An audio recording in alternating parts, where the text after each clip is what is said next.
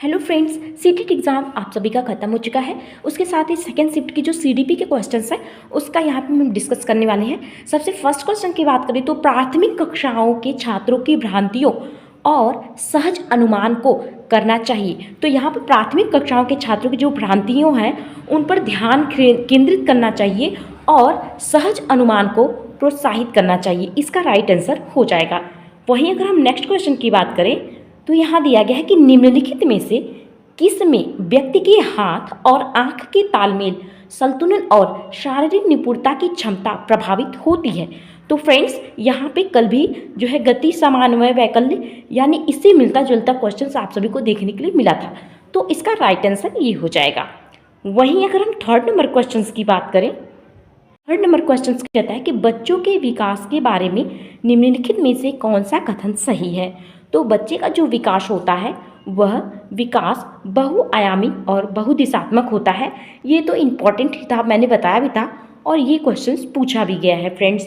उसके साथ ही सबसे ज़्यादा तो यहाँ से क्वेश्चंस बनते हैं, विकास की शीर्षगामी सिद्धांत विकास के किस बारे की बात करता है। तो यहाँ पर व्यवस्थित क्रम इसका राइट आंसर हो जाएगा।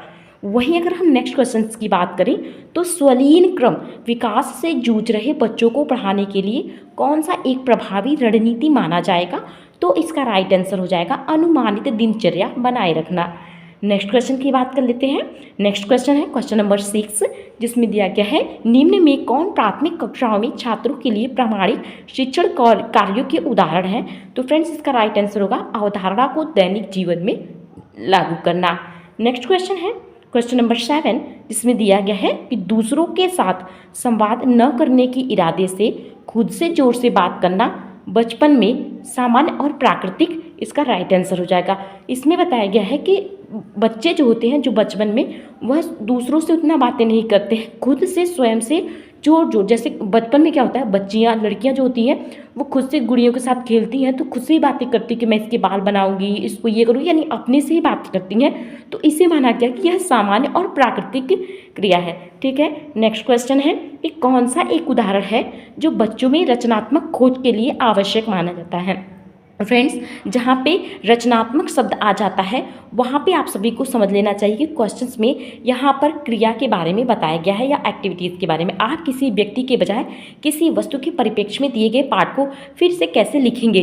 लिखना एक क्रिया है, यानी कि लिखने से बच्चे की रचनात्मकता का विकास होगा। तो फ्रेंड्स इसका राइट आंसर यही होगा कि आप किसी व्यक्ति के बजाय व्यक्ति को यहाँ पर इंपॉर्टेंस नहीं देना है, यहाँ पर किस तरीके से उसे लिखेंगे इस पर प्राथमिकता देना है। ठीक है, नेक्स्ट क्वेश्चन की बात कर लेते हैं।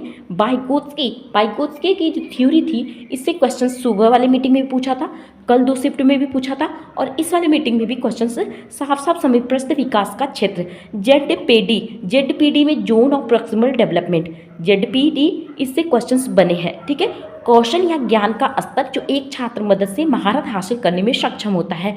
तो मैंने आप सभी को एक एग्जाम्पल भी बताया था कि अगर हाथी एक खिलौना है हाथी का, ठीक है, उसके 4 पैर होते हैं, 3 पैर बच्चा आसानी से नीचे नीचे लगा देता है और 1 पैर जो है ऊपर लगाता है।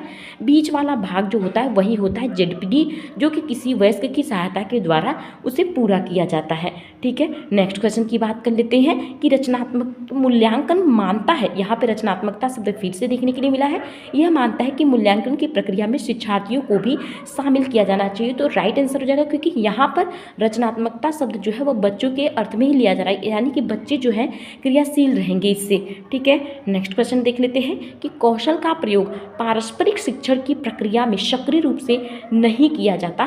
तो फ्रेंड्स यहाँ पर रटना रहना नहीं होगा, ये हो जाएगा रटना, इसका राइट आंसर हो जाएगा रटना। ठीक है, तो इसमें जो नहीं था वही पूछा गया था, तो इसका राइट आंसर हो जाएगा रटना।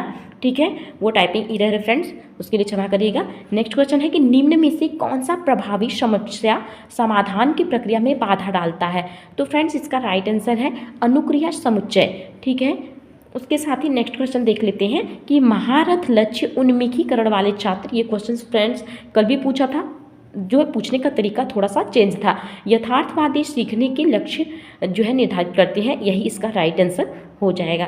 नेक्स्ट क्वेश्चन है कि ध्यान न्यूनता अति क्रियाशीलता की मुख्य विशेषता है। तो फ्रेंड्स इन सब टॉपिक्स को आप सभी छोड़ देते हैं। फ्रेंड्स देख सकते हैं इन सब टॉपिक से भी क्वेश्चंस बने हैं।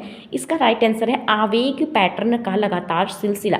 ठीक है। नेक्स्ट क्वेश्चन है कि रचनात्मक मूल्यांकन। फ्रेंड्स रचनात्मक मूल्यांकन पुनः पूछा गया है। मूल्यांकन मानता है कि मूल्यांकन की प्रक्रिया में शिक्षार्थियों को भी शामिल करना चाहिए।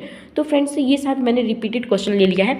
तो फ्रेंड्स जिस तरह से मैंने बताया कि सही है कि मूल्यांकन में बच्चों को भी यहाँ पर शामिल करना चाहिए, शिक्षार्थियों को भी शामिल करना चाहिए, यही रचनात्मक मूल्यांकन मुख्य ध्येय है।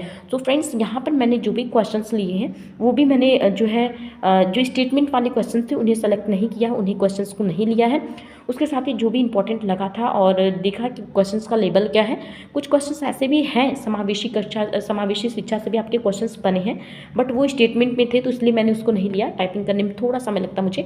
और उसके साथ ही जो भी क्वेश्चंस का क्या लेवल रहा है, किस तरीके से क्वेश्चंस पूछे गए हैं, चारों शिफ्ट का एनालिसिस करूँगी, कल का, दोनों शिफ्ट का और आज का। उसके बाद देखूँगी कि पेपर का लेवल क्या है। आप सभी को अपने इस चैनल पर हम वो वीडियो CDP के सारे क्वेश्चन जो भी इंपॉर्टेंट लगेंगे वो सारे वीडियोज़ उसके जो है सब डाल देंगे। एक तरीके से आप देखिएगा, उसके साथ ही आपके अच्छे से तैयारी हो जाएगी। ऐसा नहीं कि पेपर बीत गया है तो आप बिल्कुल शांति से बैठ जाइए। आप अपनी तैयारी को स्ट्रॉन्ग बना रहे, क्योंकि ये ऐसा टॉपिक है जो आपके सुपर टेट के लिए भी काम आ सकता है। तो इस चीज़ को याद ध्यान में रखते हुए अपनी पढ़ाई को कंटिन्यू रखिएगा। बाकी कोई भी सीटेट से रिलेटेड इन्फॉर्मेशन आती रहेगी तो मैं अपने चैनल पे आप डालती रहूँगी और चैनल से जुड़े रहिएगा फ्रेंड्स। बाकी आपके कोई भी डाउट्स हो तो कमेंट में ज़रूर पूछिएगा। Bye bye.